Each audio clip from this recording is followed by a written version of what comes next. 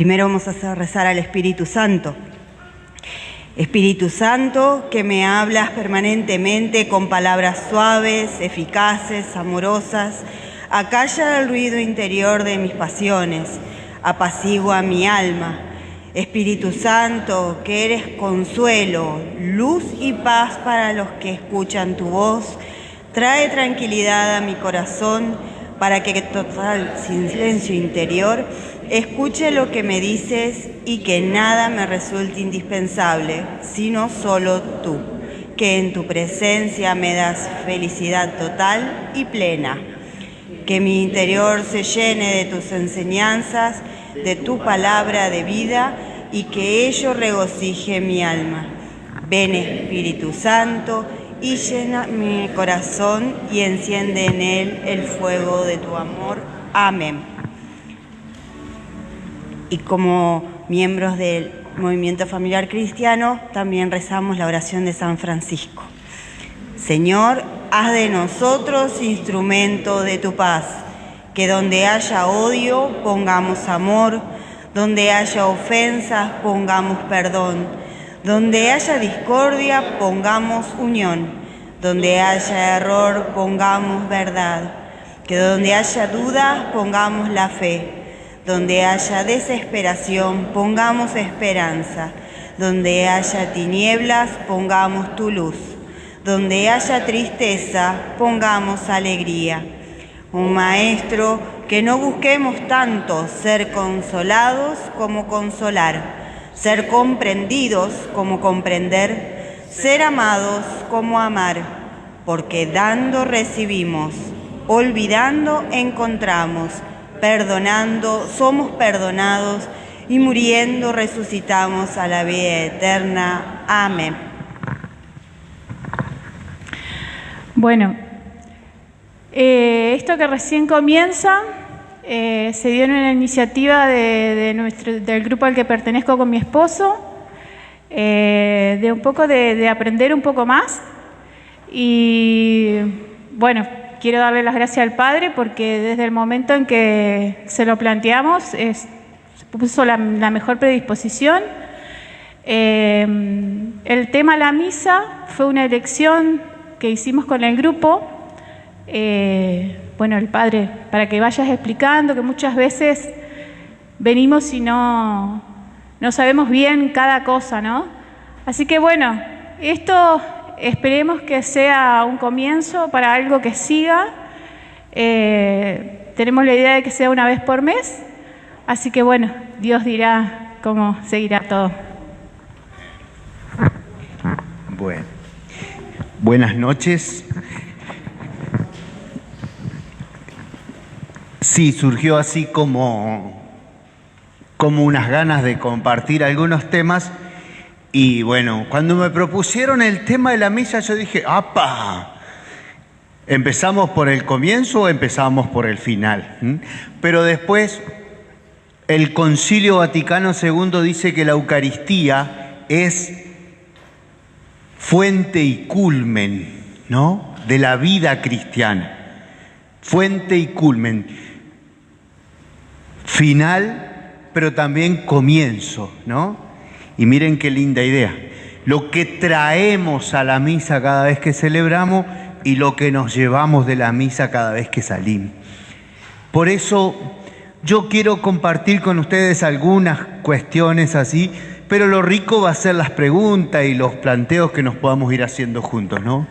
Yo simplemente quería empezar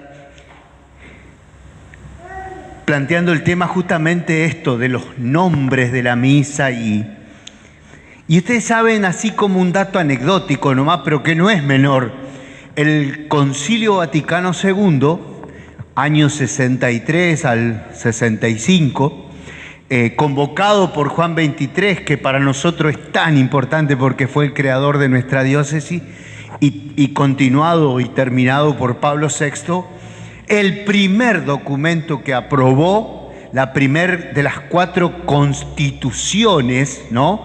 Hay distintas categorías de documento y las más importantes dentro de un concilio son las constituciones. El Concilio Vaticano II aprobó 4, ¿no? acerca de la palabra de Dios, la Dei Verbum, acerca de la iglesia en sí mismo, la Lumen Gentium, acerca de la iglesia en relación con el mundo, la Gaudium Spes, y acerca de la liturgia, la Sacrosanctum Concilium.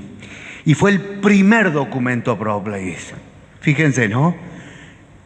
Como diciendo, hay que empezar por la oración, por la adoración, por darle a Dios el primer lugar. Fue una cosa, digamos así, entre comillas, casual, pero no es casual para Dios.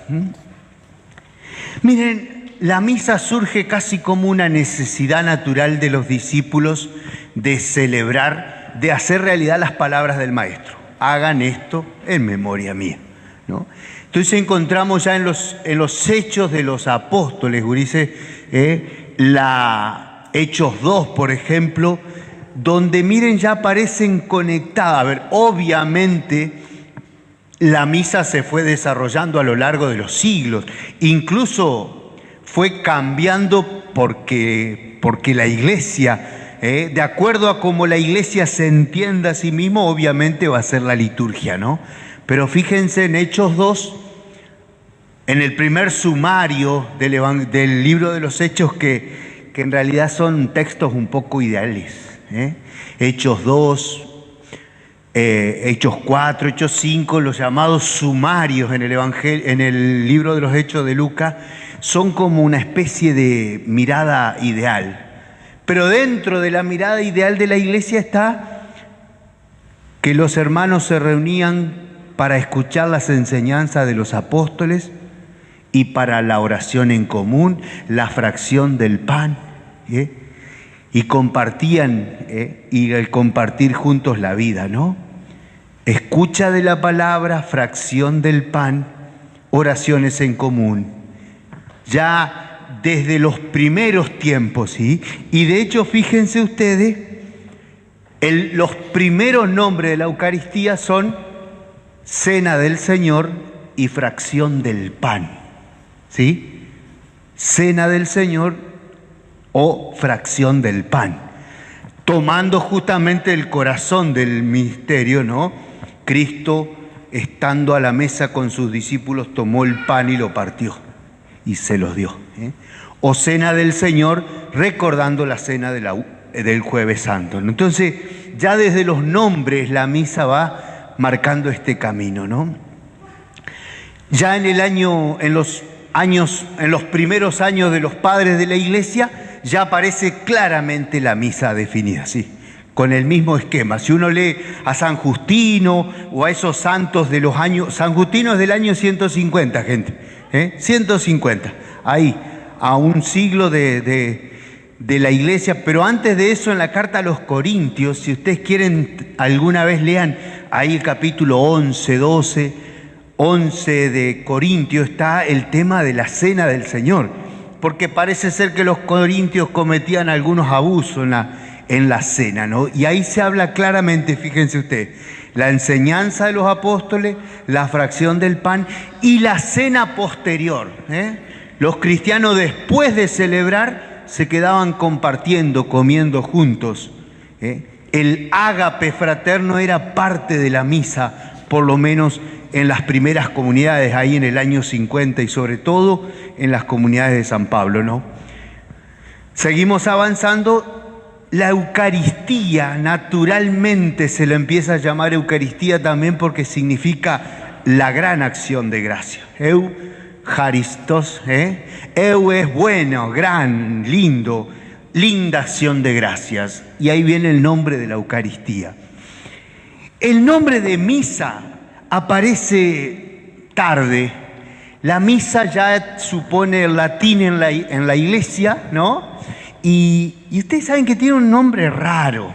A ver, misa forma parte de la última palabra de la misa, valga la redundancia, ¿no? En latín, el cura decía, ite missa est, vayan, la misa es, la misa fue, la misa terminó. Pero misa viene de envío, de misio, de ahí viene la palabra misión también. La misio es el envío. Misa es envíos en plural. La A del latín es plural, ¿sí? Entonces la misa. Y aquí les quiero contar un detalle. ¿Por qué decían la misa en plural? Por lo siguiente. Durante los primeros tiempos, casi 1000 años de la Iglesia, ustedes saben que la Iglesia bautizaba una sola vez al año, en Pascua, ¿no? Y el proceso catecumenal, es decir, la incorporación de nuevos cristianos, a veces llevaba años. Hasta que, por ejemplo, alguien se decidía y decía, yo el año que viene me voy a bautizar en Pascua. Yo el año que viene pido el bautismo. No era fija pedir el bautismo porque muchas veces era exponerse a la persecución. Recuerden que hasta el año 300 la iglesia es muy perseguida. Y pedir el bautismo era, que se te complique la vida. Entonces, obviamente los cristianos les costaba mucho llegar al bautismo. Pero había gente que hacía años que iba a la iglesia y le gustaba ir a la iglesia y todavía no se bautizaba. Algo parecido, alguno de ustedes se va a acordar, nos contaba el padre Daniel Petelín del África, ¿no? Muchas personas que tenían miedo de pedir bautismo, por ejemplo, porque su familia era musulmana. Y si se bautizaban, se le armaba un problemón. Entonces eran adherentes, eran adherentes, por así decirlo. Entonces, gente, ¿por qué le estoy contando esto? Porque cuando se reunían los cristianos, supónganse que los de este lado ya son todos bautizados y los de este lado somos todos sin bautizar. Veníamos todos a la misa, veníamos todos a la celebración, a la Eucaristía, pero los de este lado, en la mitad de la misa, se retiraban. En nuestra misa de hoy, después de la oración universal, después del credo y la oración universal, los de este lado nos retirábamos, porque al misterio, a la Eucaristía, se quedaban solamente los bautizados. Fíjense ustedes.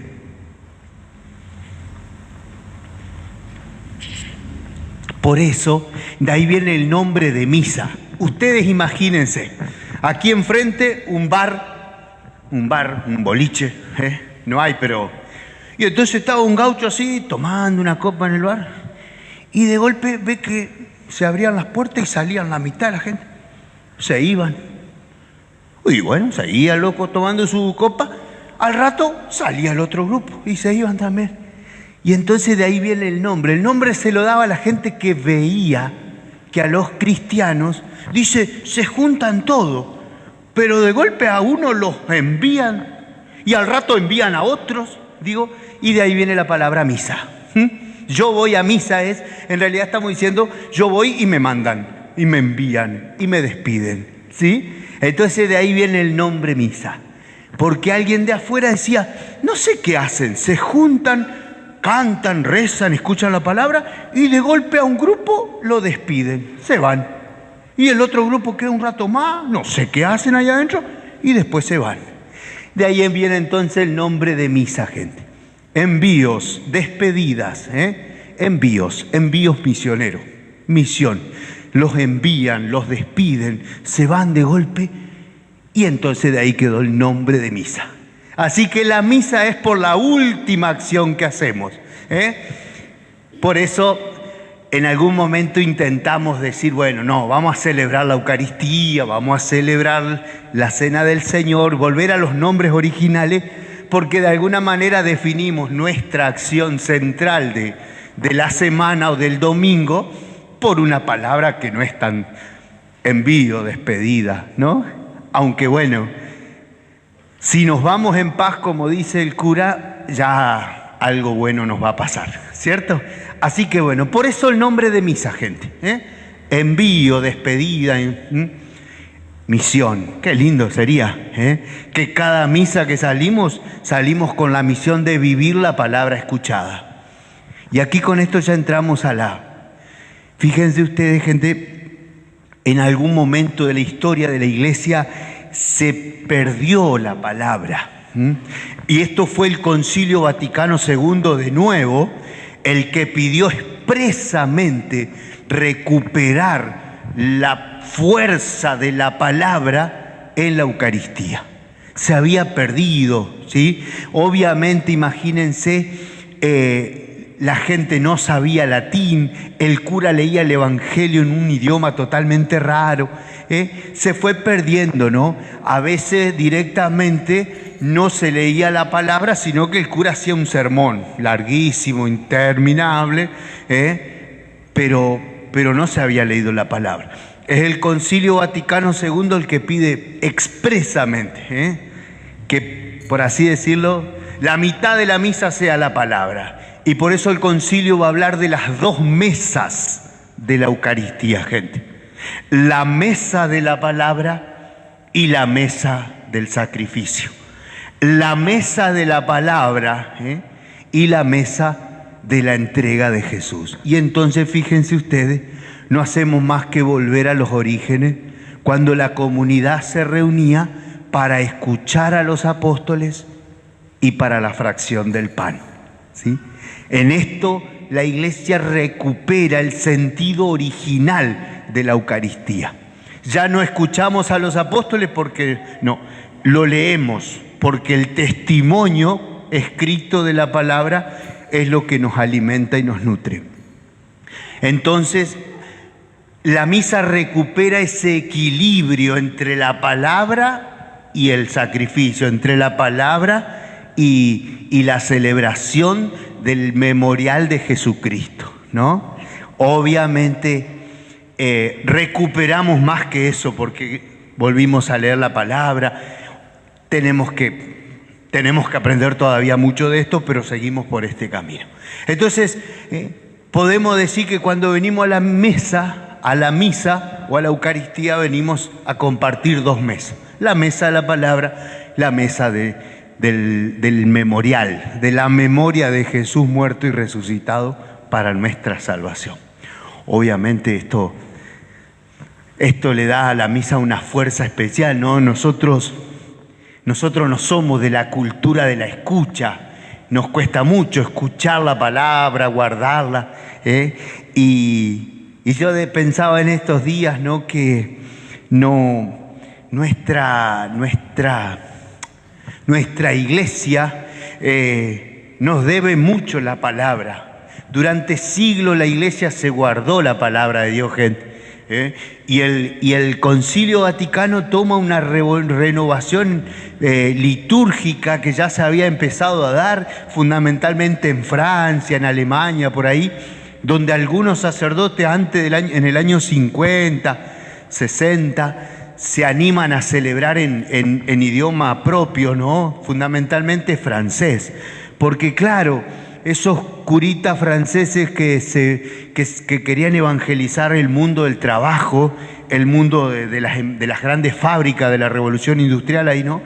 Entonces decían, no le podemos hablar latín a esta gente, ¿sí? Entonces ellos se animan a empezar a celebrar la misa, por lo menos la parte de la palabra, en francés. Y eso que parecía una locura en su momento fue la puerta que abrió a que nosotros hoy podamos celebrar la misa en nuestro idioma. Tan importante, ¿no es cierto? Y así como eso, también junto con la renovación litúrgica, la renovación bíblica, ¿sí? Y aquí venimos atrás de los protestantes en eso, el encuentro de la palabra con la gente, ¿sí? Nuestros abuelos tenían casi prohibida la Biblia, Ustedes deben conocer algunas historias de esas, ¿no? Nuestros abuelos no leían la Biblia. Es más, tener una Biblia en casa era una cuestión, porque guarda quién la agarra, quién la tiene, quién la toma, ¿no? Y en definitiva, bueno, nos perdimos de esa riqueza durante siglos, pero ahora estamos lentamente intentando rescatarla y recuperarla. Así que por ahí va la cosa. Este es el camino. Obviamente, gente, las misas de los primeros siglos, el primer y segundo siglo, son misas de hogar, misas caseras, misas como las reuniones de ustedes, así en sus casas, ¿no? Era el que tenía la casa un poco más grande, prestaba la casa, o hoy prestaríamos el garage poder celebrar la misa, ¿no? De hecho, fíjense ustedes, las primeras comunidades van a ser fundamentalmente hogareñas, y recién en el siglo II, fines del II, empiezan a aparecer los lugares propios destinados al culto. Un poco copiándole a los judíos que tenían su sinagoga. Cuando el cristianismo se empieza a desparramar, imagínense, por ahí por el año 100 y pico se calcula que en Roma había como 10 sinagogas ya. Y los cristianos empiezan a hacer lo mismo, a construir lugares para reunirse, para celebrar la Eucaristía, para escuchar a los apóstoles, para encontrarse, ¿no es cierto? Pero bueno, también eso fue un proceso. Después, cuando la iglesia, en el siglo IV y V, es un momento muy jodido de nuestra iglesia porque, ustedes recuerden, en el año 313, Constantino declara la libertad de culto, ¿no? Constantino, en el 311 más o menos, en el edicto de Ptolemaida, él dice: dejen de perseguir a los cristianos, dejen que los cristianos recen a sus dioses como quieren, que hagan sus reuniones, qué sé yo. Y ahí con eso se terminan casi 2 siglos de persecución, ¿no? Pero después, poquitos años después de esto, Constantino decreta que el cristianismo es la religión oficial de la iglesia, del imperio, ¿no? Había que hacerse cristiano para pertenecer al imperio. Constantino lo hizo por una movida política, obviamente vio que el cristianismo le daba unidad a ese imperio tan diverso que él tenía y lo hizo una movida política. Para la iglesia comienza un momento muy difícil, gente, porque la iglesia se va a ir, va a entrar en un concubinato muy feo con el imperio y va a ir adoptando las cosas del imperio. Y con eso, fíjense ustedes, digamos, lamentablemente los curas, la jerarquía, digamos, se empieza a trabajar o se empieza a pensar la iglesia como un imperio. Y entonces aparecen las jerarquías, y entonces ya la jerarquía ya no es servicio, sino que es puestos y cargos y burocracia, y los obispos y los curas se empiezan a alejar de la gente, y entonces ya celebran la misa sin la gente, sin el pueblo, y entonces, claro, todas esas cuestiones, ¿no? Una historia bastante compleja la nuestra, pero seguimos andando, Entonces, ¿por qué les digo esto? Porque de alguna manera también ustedes recordarán, son muy jóvenes ustedes, pero hasta el Concilio Vaticano II la misa es en latín, de espaldas al pueblo, y prácticamente sin participación del pueblo. Es más, los curas se buscaban un monaguillo que chapuceara latín para poder escuchar la respuesta, ¿no? Ser monaguillo era todo un título porque sabía latín, sabía responder a las cosas que el cura iba diciendo. La gente, de ahí viene la gente rezando el rosario durante la misa. Todavía, ya no, pero todavía por ahí se suele ver alguna abuelita con el rosario en la mano en la misa. ¿Por qué? Y porque rezaban el rosario, aunque sea para... El cura estaba hablando de espalda en un idioma que no conocía, por lo menos rezaba el rosario la abuela, ganaba tiempo, ¿no? Imagínense, el Concilio Vaticano dice, no, tenemos que buscar una participación activa, consciente y fructuosa de la celebración.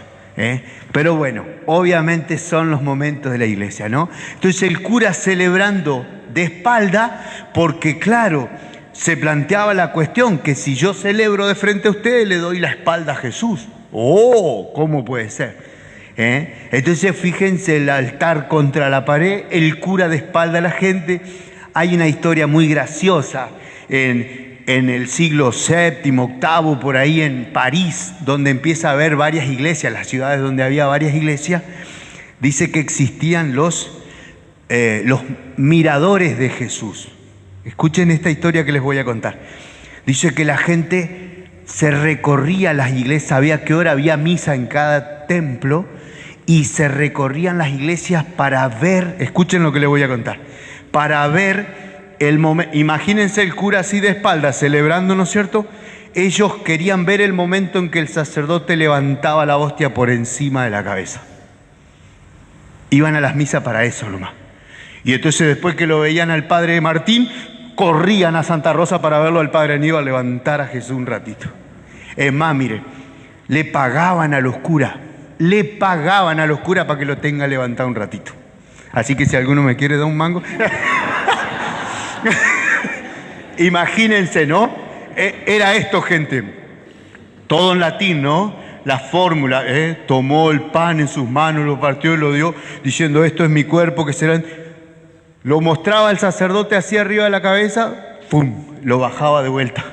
Eso era todo lo que querían ver. El momento en que Jesús mostraban la hostia y el cáliz, le pagaban al curita para decirle, téngalo un ratito que lo queremos ver.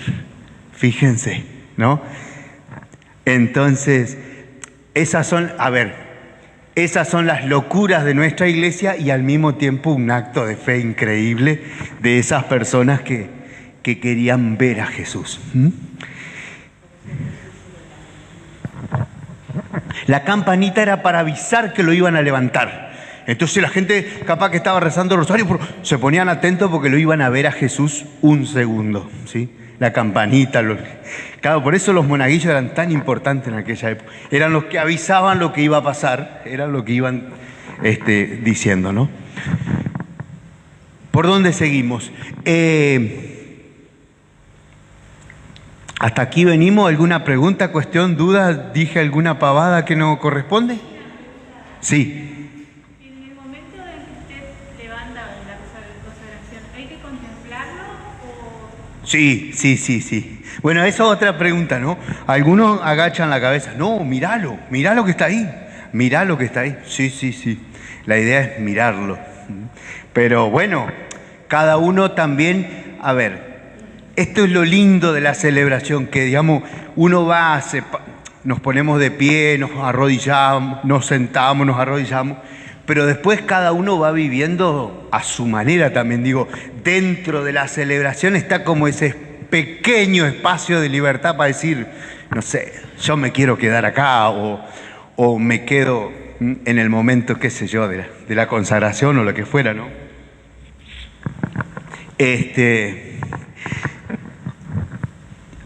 Durante siglos había una sola misa en las ciudades, ¿no? Imagínense, los cristianos habrían sido 20, 30, 40, pero en Roma, en el siglo II, años 100 y pico, ya empiezan a haber varias iglesias. Entonces, ¿qué pasa? Es como en Chajarí. ¿Durante cuántos años Chajarí tuvo una sola parroquia, no es cierto? Pero después fue creciendo y fue necesario crear otras parroquias. Lo mismo, esto es el movimiento natural de la historia, ¿no? Y de ahí viene, no sé si ustedes sabían, que, claro, durante siglos, más de 100 años, se celebraba una sola misa y la misa era la expresión comunitaria de el obispo, sus curas, sus diáconos y todo el pueblo. Una sola misa, había que ir a esa, no había otra opción. ¿No es cierto? Cuando por necesidad empiezan a surgir distintas iglesias, supónganse, vamos a poner el ejemplo. Santa Rosa, iglesia episcopal, ahí está el obispo y tiene 4 curitas. Lo tiene a Martín, lo tiene a Aníbal, lo tiene a Marcelo, lo tiene a Pedro, ¿no? Pero de golpe crece la ciudad y entonces dice, che, no, tenemos que hacer otra iglesia. Vamos a hacer una ahí en el centro, María Auxiliadora.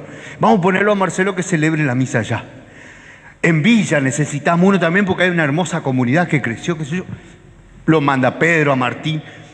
Entonces, ¿saben qué?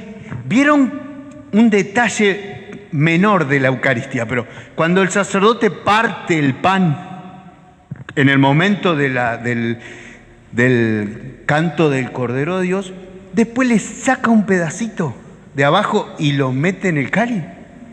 Eso tiene una historia muy interesante.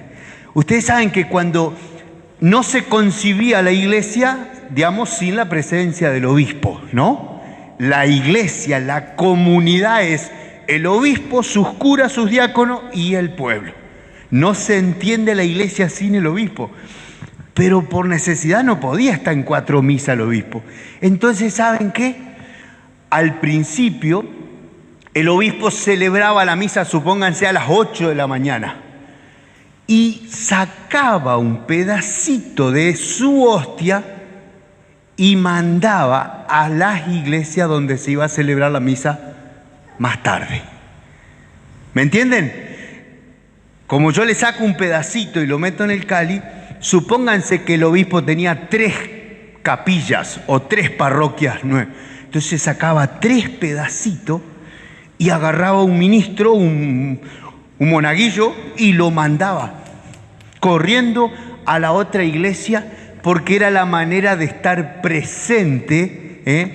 Entonces ese pedacito el cura agarraba y lo metía en el cáliz. ¿Me entienden? Es decir, el obispo celebraba la misa, llamaba a un rapimoto, no había rapimoto en esa época, y mandaba un pedacito de hostia a la misa que se iba a celebrar en la otra capilla. Era la manera de estar presente, ¿no? De hacer presente la iglesia toda. ¿Se entiende? Entonces el curita empezaba la misa después que había terminado el obispo, y en el momento del partir el pan, agarraba el pedacito que le había mandado el obispo, ¡pum!, lo metía en el cáliz para expresar la comunión con esa Eucaristía celebrada.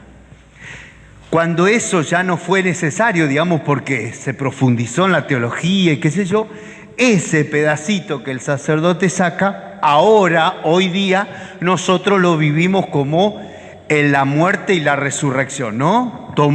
El partir el pan es signo de la muerte de Cristo, y el tomar el pedacito y meterlo en el cáliz es signo de la resurrección. Cristo muerto y resucitado, volver a juntar el cuerpo y la sangre es signo de la resurrección. Entonces nosotros comulgamos con un Jesús muerto y resucitado, muerto por nuestros pecados, resucitado para nuestra salvación, como decimos en la misa de estos días de tiempo de Pascua. ¿Sí? Así que fíjense de dónde viene el gesto de partir la hostia y tomar un pedacito y meterlo. Desde el siglo II, los obispos mandaban un pedacito de hostia y los curitas metían esa hostia como diciendo, aunque no está acá el obispo, estamos celebrando con su mismo pan, estamos celebrando con su misma hostia, con su mismo pan, está entre nosotros, ¿no? Para que esos hermanos no se sientan menos que los que sí habían participado de la misa con el obispo, como diciendo, nosotros somos la iglesia, ustedes son... No, somos la iglesia porque tenemos la presencia del obispo, no solamente en espíritu, sino a través del pan, del cuerpo de Cristo que Él celebró, que Él tocó. De ahí viene esa cosita, ¿no? ¿Qué más les puedo contar? No sé.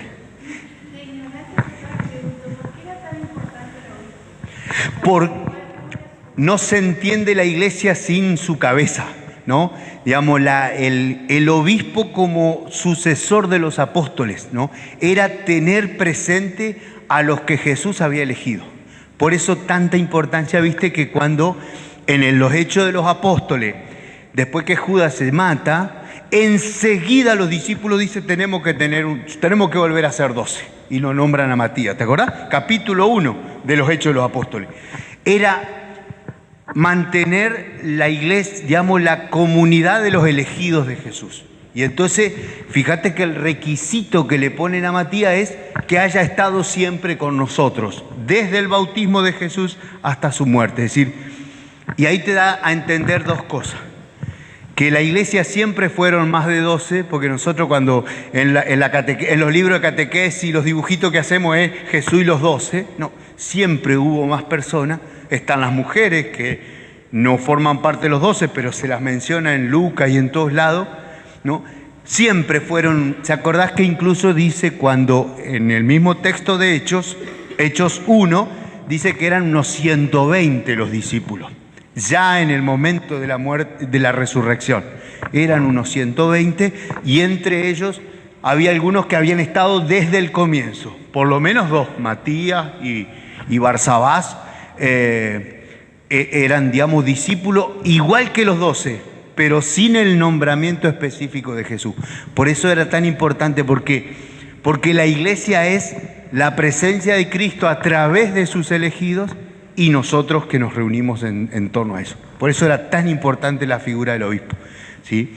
Obviamente, cuando va creciendo la iglesia y el obispo ya no puede estar en todas las celebraciones, hay que empezar a buscar formas de expresar su presencia sin decirlo. A nosotros lo único que nos quedó es nombrarlo en el canon. En todas las misas se lo nombra el Papa al obispo como marcando esa comunión, ¿no? Porque yo no celebro la misa por mí mismo, en eso soy un delegado del obispo. Ya que el obispo no puede estar, yo celebro. Pero si él pudiera estar, tendría que celebrar él la misa. Como representante de los apóstoles, como sucesor de los apóstoles, tendría que celebrar él todas las misas que se hacen. Bueno, obviamente, imposible. Entonces aparecen los curas como colaboradores del obispo, ¿no? Los sacerdotes como colaboradores del obispo para celebrar los sacramentos, para anunciar la fe y todo lo demás. Bien. ¿Vos qué decís, Poli? ¿Venimos bien? Bueno. ¿Qué más les puedo contar? Obviamente, gente, de nuevo, ¿sí? Con el paso de los siglos, la misa se va transformando, se van transformando los lugares de culto, obviamente, ¿no? Pero el esquema fundamental, como les decía, es desde los comienzos de la historia, ¿no? Palabra, Eucaristía. Después, fíjense ustedes, se van transformando las cosas, pero por una cuestión de necesidad nomás. Las hostias, como nosotros las tenemos, es una cuestión de facilidad, de facilitarle a las personas el recibir el cuerpo de Cristo, ¿no? Es decir, esas cosas son elementos que se han ido adaptando para la mayor facilidad, ¿no? Por otro lado, miren ustedes, hay un testimonio del primer y segundo siglo en que supónganse que nosotros somos la comunidad estable de Chajarí, Nos reunimos todos los domingos, celebramos la Eucaristía, guardamos la Eucaristía para los que no pudieron venir. Y hay una particularidad. Como en los primeros siglos todavía había muchos países que no eran cristianos, que no conocían a Jesús, que no había comunidades cristianas, supónganse que alguno de ustedes tenía que hacer un viaje y tenía que viajar al Uruguay y en el Uruguay no había cristianos. Entonces esa persona se llevaba la Eucaristía, se llevaba se llevaba un pedacito de pan, con todo el cuidado, con todo el amor, qué sé yo, pero se llevaba el pan. ¿Por qué? Porque el domingo a la misma hora que nosotros vos encontrate con nosotros y comulgás, recibí a Jesús. Fíjense, ¿no? Hermosísimo, es decir, no te podés quedar sin Jesús y sin la comunidad reunida. Por eso, aunque te vayas al Uruguay, el domingo a las 10 de la mañana, vos estás acá con nosotros. Y vos allá en el Uruguay comulgás a Jesús. Fíjense, ¿no? De ahí viene fundamentalmente el sagrario. Los sagrarios surgen por necesidad, para guardar lo que sobraba, para los que no estaban, para los enfermos y para los viajeros, ¿no? Entonces, fíjense ustedes, ¿no? De ahí también se va dando que la misa va adquiriendo este sentido, este rito tan rígido, por así decirlo. No sé si ustedes han viajado, pero digamos, si uno va a misa en Francia o en Inglaterra, o más allá de que no entienda el idioma, más o menos sabe en qué momento la misa está. La misa por eso, digamos, se ha hecho tan rígida así, porque la idea es que vos puedas celebrar la misa donde estés, aunque vayas y no entiendas el idioma o no comprendas algunos, qué sé yo. Obviamente, si alguna vez les toca ir a alguno de los países de Oriente, tienen otras cosas distintas, porque, digamos, en el año 1054, la Iglesia oriental y occidental se separan, se dividen, se pelean, y eso hizo que la Iglesia oriental pero también nosotros vayamos adquiriendo cosas propias para identificarnos, ¿no? Cuando hay conflictos, cuando hay estas cuestiones de divisiones, enseguida surge la necesidad de identificarse, ¿no? Ustedes lo de la remera azul, nosotros remera amarilla, para distinguir, ¿no? Y de ahí viene alguna de las cosas no fundamentales en las que nos separan de nuestros hermanos orientales. Son mínimas, pero por ahí, bueno, si alguna vez tienen la oportunidad de celebrar una misa de los ritos rusos, ucranianos, eso, tienen algunas cosas distintas como signo de identidad para distinguirse de la Iglesia Católica Occidental Romana, ¿no? Sí. Es válido, hay un mutuo reconocimiento de todos los sacramentos, ¿sí? Bautismo, comunión, confirmación, sí. Sí, incluso vas a una de esas iglesias y vos hablas antes con el sacerdote, decís, yo soy católico romano, pero hoy voy a comulgar con ustedes, no hay ningún problema, sí. Sí, incluso, digamos, por eso te digo, como está el mutuo reconocimiento, suponete yo soy oriental y me hago romano, no me bautizo de nuevo, simplemente profeso el credo y vamos para adelante. Claro, exacto. Incluso esto mismo pasa con las iglesias protestantes tradicionales, ¿no? Los metodistas, esas iglesias más tradicionales, tenemos un reconocimiento mutuo de los sacramentos fundamentales.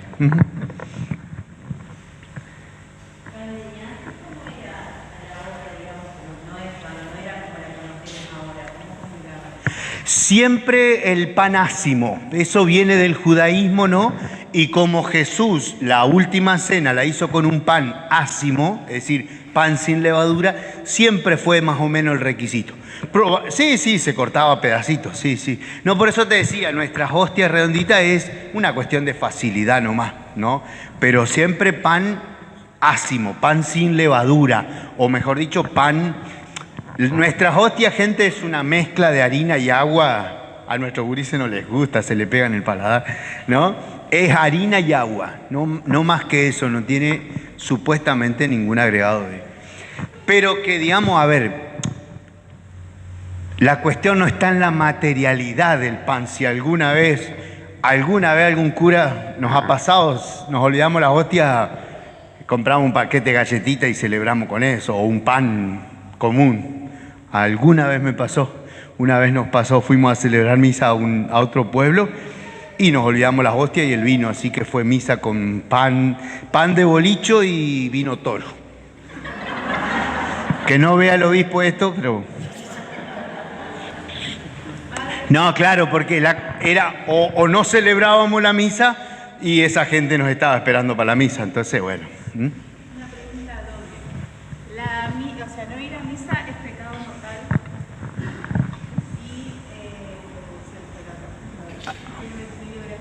Pero es pecado mortal la misa.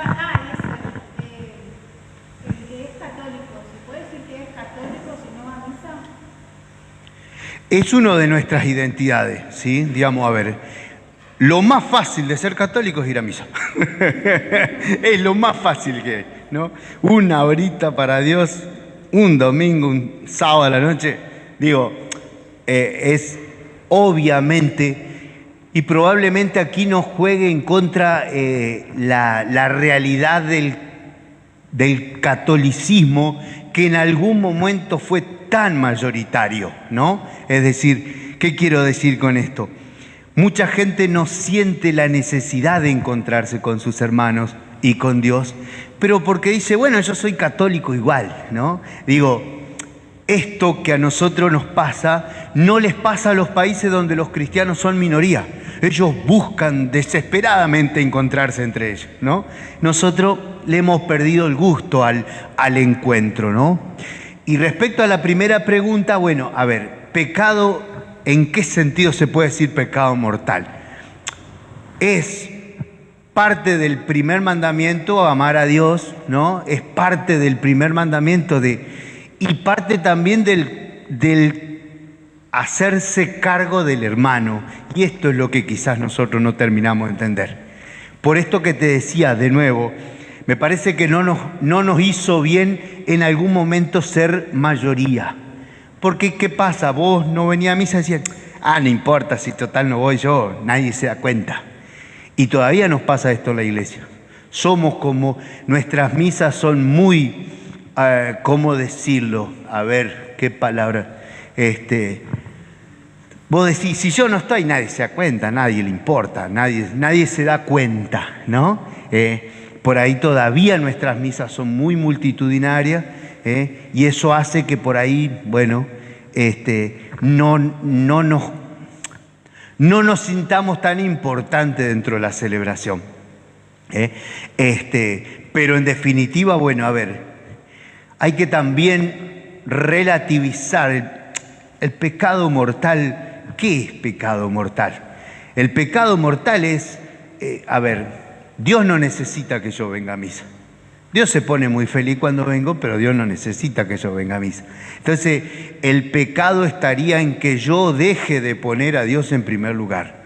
Si la misa expresa eso, bienvenido sea.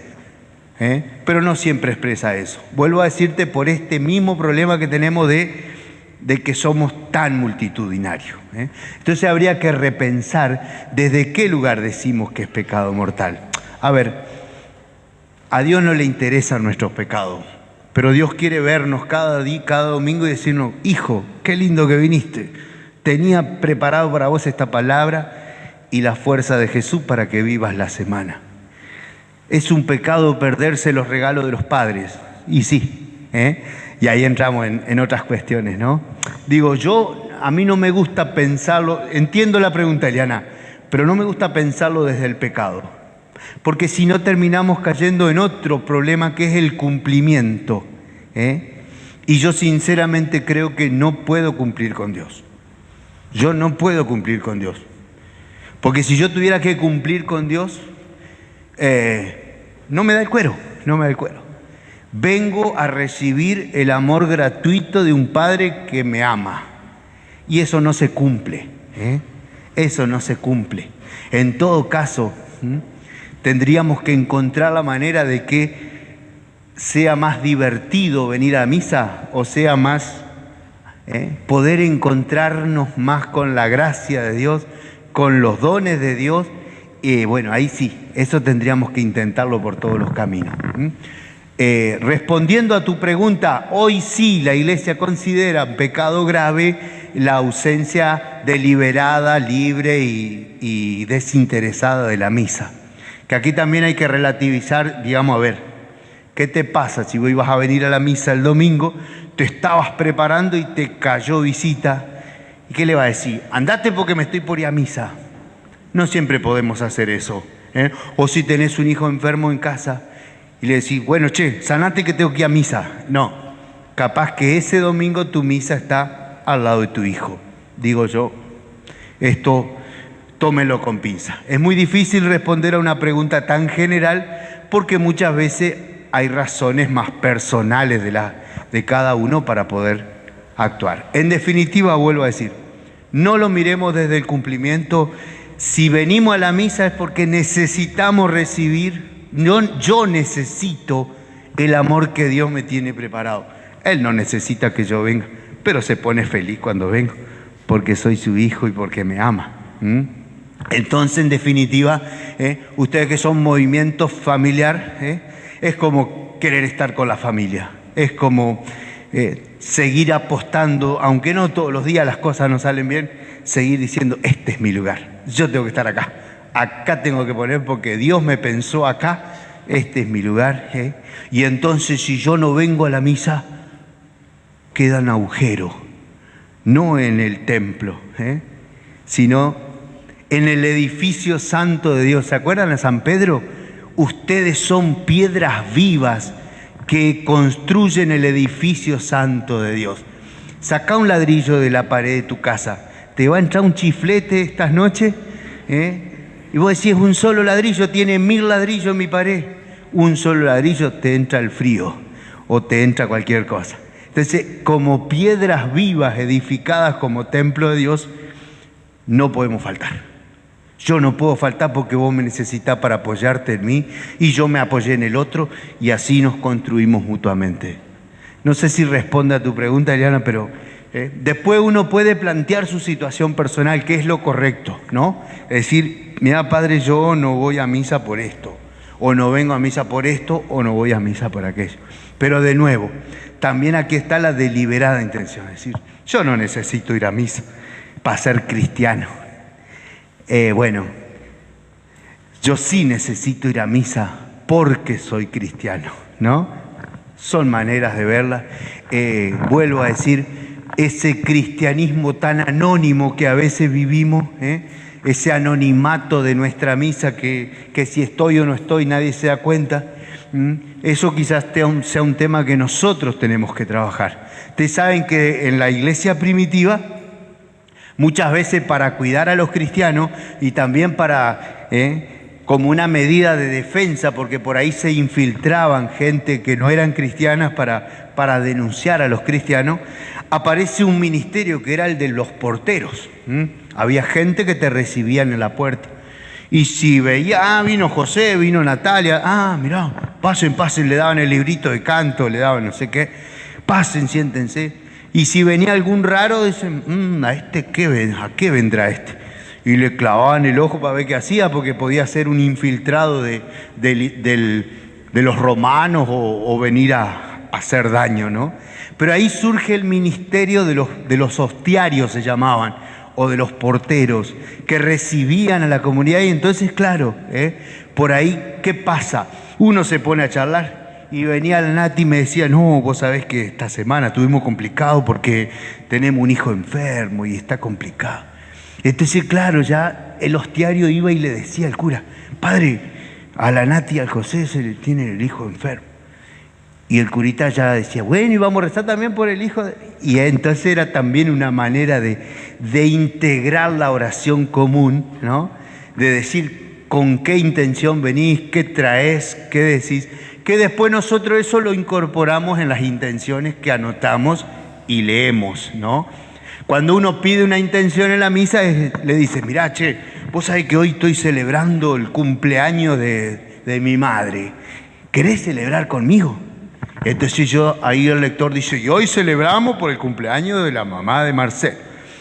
Sí, todos rezamos por la vieja que cumpleaños, ¿no? O por el enfermo. O hoy estoy recordando a mi difunto, ¿sabes? ¿Querés rezar conmigo? Sí, dale, vamos a rezar todos juntos por tu difunto que está en el cielo. Entonces de ahí viene, fíjense ustedes, esto de ir encontrándole en la misa también espacios para la oración personal, comunitaria, y por esto que yo les decía antes, que la misa se volvió muy rígida, ¿no? La misa son bloques muy rígidos, tienen muy poquitos espacios así como para la oración personal y la oración más serena, salvo que uno pueda tomarse el ratito y a veces los cantores se extienden un ratito después de la comunión o por ahí, ¿no? Pero digamos nos cuesta por ahí los momentos de oración personal, el momento donde uno puede meter su bocadillo, prácticamente en la misa es casi imposible eso, ¿no es cierto?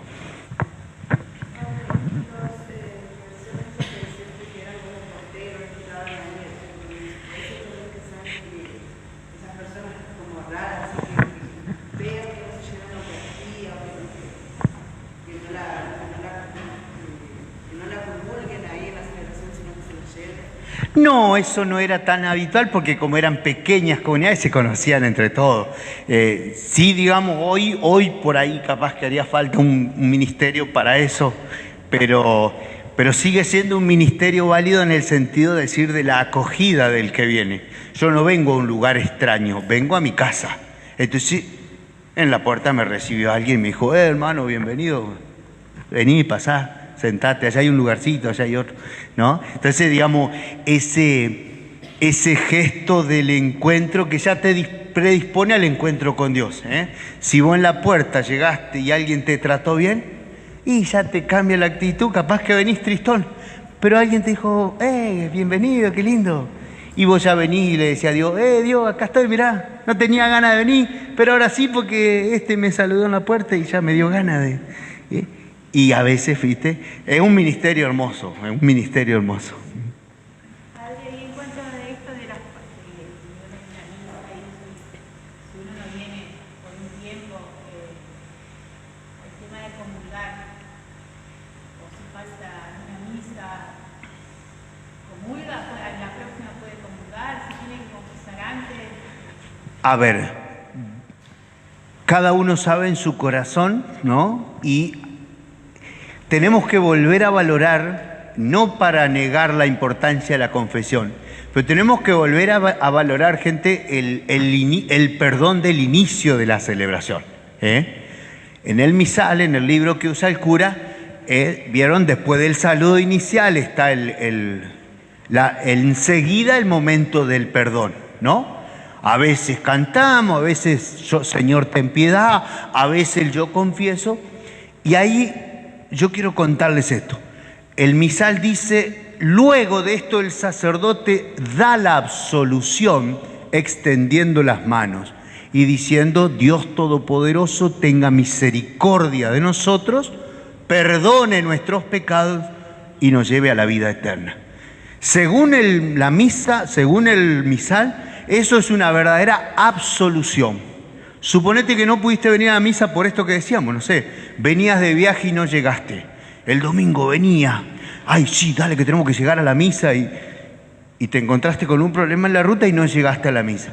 Pero vos querías estar. Venís al otro domingo, no encontraste al cura, ay, me voy a privar de la comunión. No, con el acto penitencial del comienzo de la misa, basta para que vos sigas comulgando. Y si hubiera un pecado grave, la Iglesia nos permite hacer lo que se llama un acto de arrepentimiento perfecto. Escuchen esto que es importante. Un acto de arrepentimiento perfecto consiste en 3 cosas.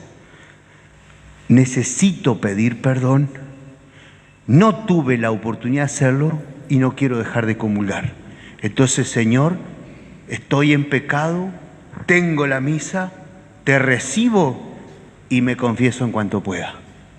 Eso se llama acto de arrepentimiento perfecto, gente. ¿Por qué? Incluye, reconozco mi pecado, prometo confesarlo y recibo igual a Jesús. Porque no hay que privarse de Jesús nunca. No dejen de comulgar nunca. Nunca, nunca, nunca. Porque es dejar de comer, gente.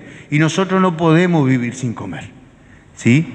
Entonces, habrá que después, bueno, si yo hago eso, me tengo que buscar un cura en la semana y confesarme. Bueno, lo hago, pero no dejo de recibir a Jesús, porque es dejar de comer, porque es dejar de alimentarse.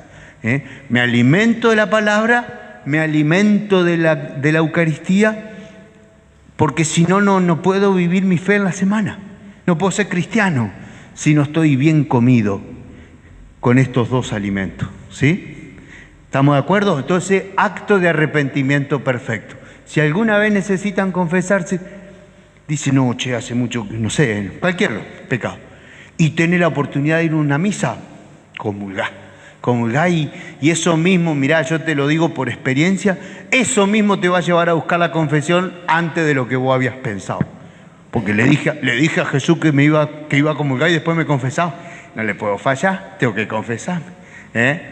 Pero a veces no están los curas, a veces no tenés la oportunidad, a veces fuiste a la misa con ganas de confesarte y el cura llega disparando de otra misa y se mete y no te da pelota. Y, Padre, ¿me puede confesar? No, ahora no, hermano. ¡Pum! Eso que hacemos los curas, no te vas a quedar sin comulgar porque el cura no tiene tiempo. Por favor, por favor. Por culpa del cura, que no me quiso confesar. No dejen de comulgar nunca, por favor, les pido, de verdad. En todo caso, después, en la próxima confesión, dice, mira, Padre, yo comulgué sin haber confesado esto que te voy a decir. Pero el cura te va a decir, hiciste bien, se los aseguro. Los ministros de la comunión surgen por necesidad, como los lectores, digamos. A ver, como te contaba, en algún momento prácticamente no se leía la palabra y de golpe el Vaticano pide que por favor se lean 3 palabras, 2 del Antiguo Testamento y 1 del Nuevo, salvo los tiempos especiales. Entonces hizo falta salir a buscar gente que lea. Los ministros lo mismo. Gracias a Dios porque tenemos misa de mucha gente y entonces el ministro surge como una ayuda, ¿no? Por eso se llaman ministros extraordinarios de la comunión. El ministro ordinario es el cura o el obispo o el celebrante. Ministro ordinario. No quiere decir que sea ordinario. Bueno, algunos sí, pero no. Ordinario quiere decir normal. Ahí está, ¿no? Entonces, y el ministro extraordinario es una necesidad, ¿no? Imagínate decir, bueno, el padre va a estar 10 minutos dando la comunión. No, seamos varios ministros, hagámoslo bien, rápido y que todos puedan comulgar bien, ¿no es cierto? Sí, bueno, nosotros después le encontramos trabajo siempre, ¿no? Llevarle a los enfermos, ¿no? No porque está bueno, digamos, a ver, son ministerios laicales muy valiosos. ¿Por qué? Porque imagínate que si esperamos que los 3 curas de Chajarí le lleven la comunión a los enfermos que hay en Chajarí, llegarían cada 3 años más o menos. Y en cambio un ministro puede llevarle a 2, 3, 5 personas y cada 15 días esa persona está recibiendo a Jesús, o toda la semana sería lo ideal, y eso es fantástico, ¿sí? No, son ministerios muy hermosos y digamos, cuando se viven como una fuente de espiritualidad, son bellísimos.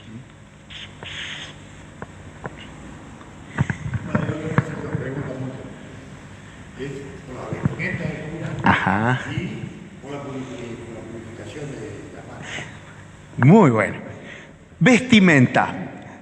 También ahí la iglesia heredó algo del judaísmo, ¿no? Ya en el libro del Éxodo, Moisés, cuando habla de las vestiduras del sacerdote, describe la túnica blanca, digamos, siempre lo blanco asociado a lo puro, a lo santo, a lo divino, ¿no? ¿Se acuerdan? Este domingo pasado, Jesucristo, en el libro del Apocalipsis, aparecía vestido con una túnica blanca y un cinturón de oro. Eran vestiduras de cura. Jesús aparece vestido de cura en el Apocalipsis. Entonces, digamos, de ahí vienen las vestiduras, el alba fundamentalmente. Que la idea es justamente lo blanco, lo puro, lo sano. Asociado al bautismo y asociado al ministerio, ¿no es cierto? Entonces, y después los colores litúrgicos, eso ya tiene un sentido, son mucho más modernos, más de acá, y tienen un sentido de marcar los tiempos de la comunidad. Vos venís a misa y te encontrás con el cura violeta y decís, no, entonces estamos en un tiempo especial. ¿Por qué será que el cura está violeta? Estará en Adviento, estará en Cuaresma. Venís de blanco y decís, está en Pascua. Y así, ¿no? Digamos, una ayuda visual, ¿no? A veces, no sé, en las iglesias nosotros solemos poner frente al altar, o en algunas otras iglesias suelen poner telas de colores de acuerdo al tiempo litúrgico, ¿no? Respecto al lavatorio de manos, te voy a dar una explicación espectacular, hermano. El lavatorio de manos se hace porque hasta la Reforma Gregoriana, te diría hasta el siglo XI, la gente llevaba la ofrenda en especies, ¿no? La ofrenda o la colecta tiene 2 intenciones: el sostenimiento del culto y la ayuda a los pobres. En la Edad Media todavía no existían las monedas son una cosa relativamente reciente. Entonces, ¿qué pasa? Vos que cosechabas naranja, llevabas a la misa una bolsita naranja. El otro que criaba pollo llevaba un pollo. El otro ¿por qué? Eso era parte para el cura y parte para los pobres. Pero la ofrenda era todo en especies, ¿me entendés? Entonces, ¿qué pasa? De golpe, no sé, yo criaba chancho y caía con un lechón a la iglesia así, y por ahí se le escapaba el chancho y andaba disparando por dentro de la iglesia. Y el cura agarraba todo eso. Digamos, en el momento de la ofrenda, ¿vieron cómo todavía en algunas iglesias traemos las ofrendas, el pan y el vino, pero son 2 nomás? El pan y el vino, a veces en un cumpleaños, una flor, ¿viste? En el momento de la ofrenda la gente venía, se acercaba y le entregaba al sacerdote el pan, las naranjas, el chancho, el pollo. Imagínate, el cura todas las manos sucias y después se lavaba las manos para seguir celebrando. De ahí viene el lavatorio de manos. Ahora nosotros lo transformamos en una conciencia de debilidad. A ver, el cura cuando se lava las manos dice, le pide a Dios, purifícame, Señor, de mis pecados, lávame de todas mis maldades. Es decir, no me da el cuero para tenerte en las manos. Me lavo las manos diciendo, Señor, no me da el cuero para tenerte en mis manos. Lavame, haceme puro, limpiame, porque lo que te estoy por tocar y sinceramente no me da el cuero. ¿Se entiende? Entonces fíjense lo que fue un gesto de lavatorio de mano normal, como cuando comemos, ¿no? Que cuando nosotros decimos, che, bueno, está la comida, lavarse las manos. Bueno, lavarse las manos para seguir celebrando. Lo convertimos ahora en un gesto de purificación espiritual, por así decirlo. ¿Se entiende? Bien. ¿Qué hora es? Me emocioné. Bueno. Sí, bueno.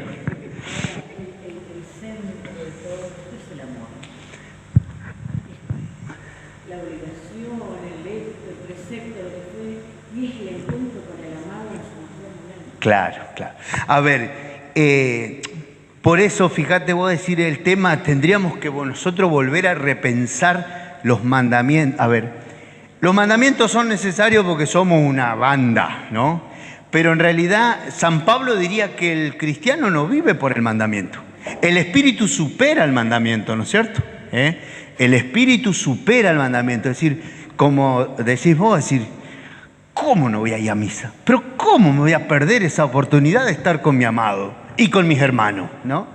No debería existir. Obviamente existe porque uno dice, che, hoy no tengo ganas porque juega partido, tenemos partido. Bueno, entonces surge el precepto casi como una cuestión ahí pero nosotros no podemos vivir desde el precepto.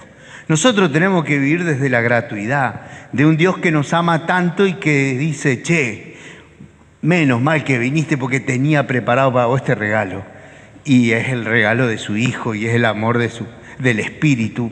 Y es la palabra que uno se lleva en el corazón y que nos va acompañando en la semana, ¿no es cierto? Digo yo, no sé. Pero sí, es interesante lo que decís. Necesitamos siempre estar pensando, ¿por qué necesitamos preceptos? ¿Por qué necesitamos mandamientos? Fíjense en el fondo, deberíamos volver fundamentalmente a la alianza. Ustedes los casados viven una alianza de amor. Y ustedes dicen, yo no necesito que haya un mandamiento que me dice que tengo que amar a mi mujer. Yo la amo porque no me imagino sin ella. Por alianza, por amor mutuo, por entrega, ¿no? Después que haya un mandamiento, bueno, quiere decir que algunos no lo vivimos así, pero el cristiano no necesita los mandamientos. El cristiano necesita dejarse mover por el Espíritu y vivir en el amor verdadero, ¿no? Por eso San Agustín tiene esa frase tan atrevida, ama y haz lo que quieras, ¿no? Ama y haz lo que quieras. Si haces por amor las cosas, dale para adelante, dice San Agustín. Pero aparte, si digamos, no voy a misa porque es una obligación, ¿cierto? Entonces, bueno, tiene que ser algo que salga, ¿no? Pero a la hora de cuando nos vayamos, ¿no es cierto? Y el que nunca fue a misa, porque dice que no necesita, eso pesa, digamos, no es que no... Sin duda, sin duda. Ahora, deberíamos preguntarnos, Eli, por qué, a ver, no hemos sabido comunicar la belleza de la misa. Digo, a ver, nosotros tenemos un serio problema con el mensaje que damos, ¿sí? Si realmente fuéramos capaces de transmitirle al otro que en ese momento está Jesús vivo, presente, amándote, vendría. No hemos sabido comunicarlo, ¿no? Y por esto, de nuevo, yo te planteo, digo, necesitamos volver a pensar nuestras catequesis, nuestros espacios de formación. Digo, hoy día necesitamos volver a empezar a pensar por qué bautizamos a nuestros hijos, por qué hacemos lo que hacemos, porque lo hemos dado por hecho, ¿me entendés? Entonces vos decís, obviamente mi hijo, porque está bautizado en la iglesia, tiene que ir a misa, a los 8 años tiene que tomar la comunión, a los 10 tiene que empezar la confirmación, digo, y lo damos por supuesto, pero no sé si le hemos dicho a nuestro hijo, mira hijo, te vas a encontrar con Jesús, esto es lo mejor que te puede pasar. Damos por supuesto el encuentro con Jesús y no siempre está, ¿me entendés? Y por eso, digamos, por eso viene que necesitemos tanto la obligación, porque no hemos sido buenos testigos a la hora de decirle al otro, ¿qué estás viviendo? Digo, a ver, la misa en todo caso es lo último y nosotros lo ponemos como primero. Por eso les decía al principio, ¿no? Fuente y cumbre. La cumbre es lo último a lo que llegás. Para llegar a la cumbre tenés que ir subiendo, ¿no? También es fuente porque de acá se sale. Pero pensemos en la imagen de la cumbre. Nosotros hemos puesto la misa como lo primero y es lo último. Es lo último. Por eso les contaba a propósito esto de que los que no eran bautizados todavía no celebraban la Eucaristía, porque les daba ganas de estar, a ver qué hacen. ¿Qué hacen estos hermanos que están bautizados? ¿Por qué nosotros podemos escuchar la palabra y después nos despiden, ¿no? O en definitiva, hemos equivocado el camino de la catequesis, de poner la misa, digamos, como lo primero, cuando en realidad necesitaríamos formarnos en el misterio para después decir, yo necesito eso, yo quiero estar ahí. ¿Por qué? Porque yo hice la experiencia de que Jesús está vivo y que me escucha cuando le pido algo, cuando le rezo, y que me habla en su palabra y me habla en el hermano y me habla en la celebración. Entonces yo necesito estar ahí. Como no hemos sabido transmitir esto, vamos con el mandamiento, vamos con la obligación, vamos con el precepto, que lamentablemente es así, digo. Pero en esto necesitamos repensar muchas cosas, gente. Digo, ¿qué pasaría si alguno de, no ustedes, pero alguno de las familias que vienen a pedirle a Nati una fecha de bautismo? ¿Qué pasaría si yo me paro en la puerta de la secretaría y le digo, ¿y vos por qué te querés bautizar a tu hijo? Y no, padre, hay que bautizarlo porque ya nació y hay que bautizarlo. Ya tengo los padrinos elegidos. ¿Y vos, hermano, cuánto hace que no pisás una iglesia? Y no, desde el bautismo del otro, hace 8 más o menos. Y ahí tendríamos que empezar a charlar. Y decirle, pero hermano, ¿por qué? Y no, pero a mí me bautizaron cuando era chico y nunca me enseñaron nada. Y entonces ahí tenemos toda una serie. Suponemos que somos todos cristianos. Y aquí suponemos mal. Suponemos que la recepción de sacramentos, muchos de los cuales lo hemos hecho por tradición o por costumbre, nos hace cristianos. Y ahí tenemos que preguntarnos qué nos hace cristianos. Quizás sea la experiencia del sabernos amado. Y esto es lo que nosotros no estamos comunicando bien. Nos debemos un serio replanteo de nuestro testimonio, gente. Digamos, a ver, si alguien nos ve venir a misa un domingo, ¿querrá venir? Porque dice, che, no sé, ahí entran con una alegría, no sé qué les pasa, están todos locos, el cura los droga a todos, ¿qué hacen? Que salen de ahí, salen contentos, se saludan, se hablan en la vereda, se van a su casa contentos. A veces la misa, una cara de... Entonces digo, nos debemos, a ver, ¿qué nos hace cristianos? ¿Recibir sacramentos o realmente la experiencia del resucitado que te va cambiando la vida, ¿no? Y no mágicamente, realmente, ¿cierto? Entonces, bueno, esto para largo va, ¿no? Ustedes lo intentan en sus familias y eso ya es una gran cosa, y aún así sus gurises no quieren ir a misa, ¿pero por qué? Porque en la escuela los cargan, Si a sus hijos van a misa y el lunes la maestra pregunta quién fue a misa, levanta la mano y se le ríen los gurises. Y entonces su hijo dice, no, yo no quiero ir más a misa porque me burlan los gurises, me hacen bullying. Y fíjense lo difícil que se nos hace. Pero de nuevo, me parece que estamos fallando en el testimonio, en el encuentro con el resucitado. Vuelvo a decirte, Eli, yo creo que si te encontrás con Jesús, tenés ganas de venir a misa todos los días, porque vos decís, no me puedo perder este regalo. Pero bueno, ahí estamos fallando y quizás esta charla o estos espacios sean necesarios desde ahí para recordarnos. Yo no soy cristiano por la cantidad de sacramentos que recibí. Yo soy cristiano porque sigo a Jesús y ese seguimiento le da sentido a mi vida. Y ahí está la clave quizás. Necesitamos volver a recuperar la experiencia de Jesús y entonces la misa será nada más que la consecuencia natural de haberse encontrado con la vida, ¿no? Pero bueno, con esto damos por terminado la primer charla. Haremos la próxima si seguimos con este tema o ustedes van sugiriendo temas nuevos. Yo de la misa algo sé, pero si ustedes quieren que hablemos de otro tema, me avisan antes para poder preparar, ¿no es cierto? Muchas gracias.